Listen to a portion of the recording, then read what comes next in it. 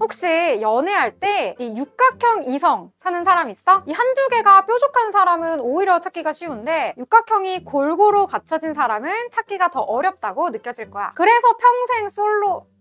아무튼 코인판에도 비슷한 개념이 있어. 혹시 블록체인 트릴레마라는 말 들어본 사람? 우리말로는 삼중 모순, 세 가지 목표 중 두 가지는 동시에 가능한데 세 가지는 동시에 해결할 수 없는 문제라는 뜻이야. 이 블록체인에서는 확장성, 탈중앙화, 보안성 이 세 가지를 의미해. 대부분 블록체인은 이 세 가지 요소 중에 두 가지는 해결했는데 세 가지 모두를 완벽하게 해결한 코인은 없다고 보면 돼. 그런데 그 어려운 걸 해내겠다면서 자신만만하게 등장한 새로운 블록체인이 있어. 바로 오늘 소개할 코인 수이야.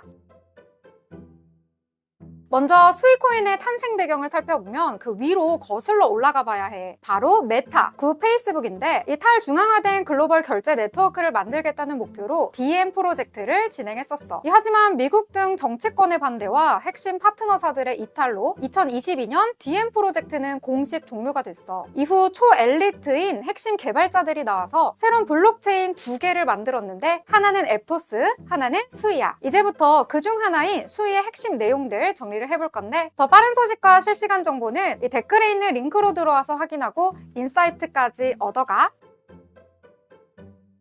자, 그러면 수이가 뭐가 그렇게 특별한지 핵심 특징들 살펴볼게. 첫 번째, 병렬 처리 구조. 줄안서는 블록체인. 제일 큰 특징인데 이게 뭐냐면 이 비트코인이나 이더리움 같은 기존 블록체인들은 거래를 하나씩 순서대로 처리하잖아. 근데 수이는 그런 줄서기 시스템이 아니야. 수이는 거래를 서로 간섭하지 않게 나눠서 여러 개를 동시에 처리해버려. 예를 들어 1차선에서 앞차가 가야 뒷차가 가니까 이 차가 밀리잖아. 근데 이 일방 통행 도로를 다중차선 고속도로로 확장해서 여러 차량이 동시에 움직이게 만드는 거지. 그래서 트랜잭션 속도가 엄청 빠르고 거래 확정까지 걸리는 시간이 거의 1초 안팎이야. 덕분에 게임, NFT 거래, 디파이 서비스처럼 이 즉각적인 반응이 필요한 서비스에 정말 잘 어울리지. 두 번째, 무브 언어. 이건 메타 시절에 만들었던 이 DM 프로젝트에서 개발된 언어인데 수이가 그걸 더 발전시켜서 그대로 써. 무브 언어의 장점이 뭐냐면 이 블록체인 자산의 소유권과 이동을 엄격하게 관리해. 그러니까 내가 가진 토큰이나 NFT가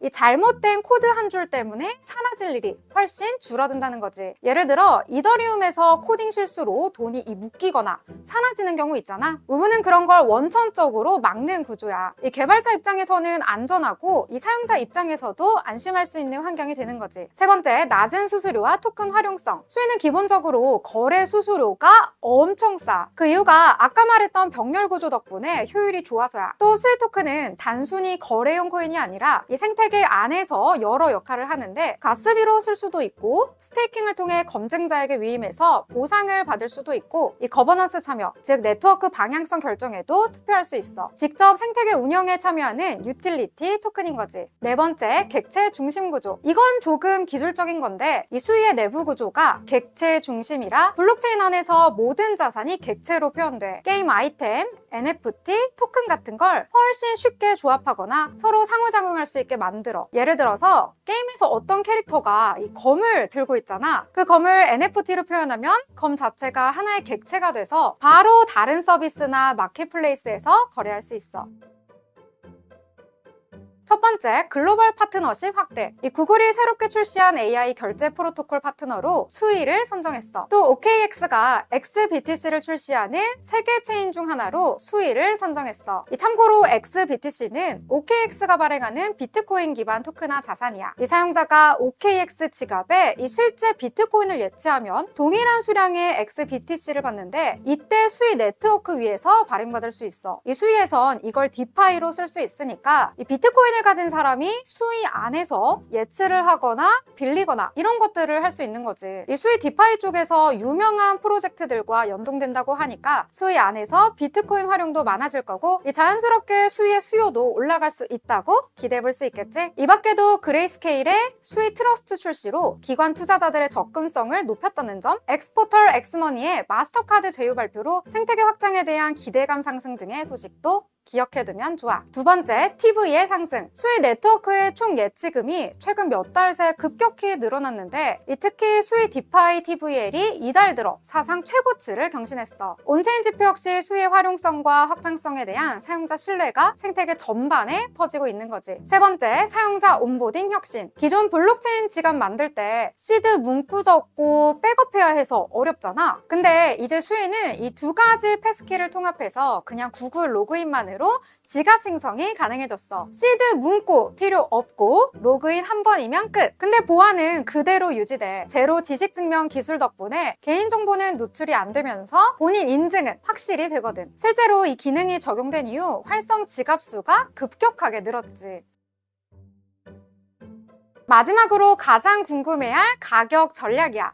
이 수위는 10월 급락 이후에 하락 추세선 아래에서 횡보 중이야. 일단 1차는 삼각수렴 상단 5,000원 부근 돌파하면 2차 목표는 6,000원 부근이야. 근데 2차 목표인 6,000원을 돌파한다면 수의 최고점인 7,800원까지도 열려 있어서 최고가 돌파하려는 움직임을 볼 수 있을 거야. 수위는 기존 블록체인의 속도와 처리량의 한계를 뛰어넘으면서 첫 발을 내딛었지. 진짜 서비스로 확장 가능한 블록체인으로 진화 중이야. 정말 완벽한 웹3 스택을 구축하려는 이 야망이 보인달까? 물론 투자엔 항상 리스크가 있으니까 직접 공부하고 판단하는 건 필수야. 댓글에 링크 타고 정보방으로 들어와서 실시간 코인 소식과 공지 확인하고 더 궁금한 내용 있으면 댓글로 남겨줘. 구독과 좋아요도 플리즈!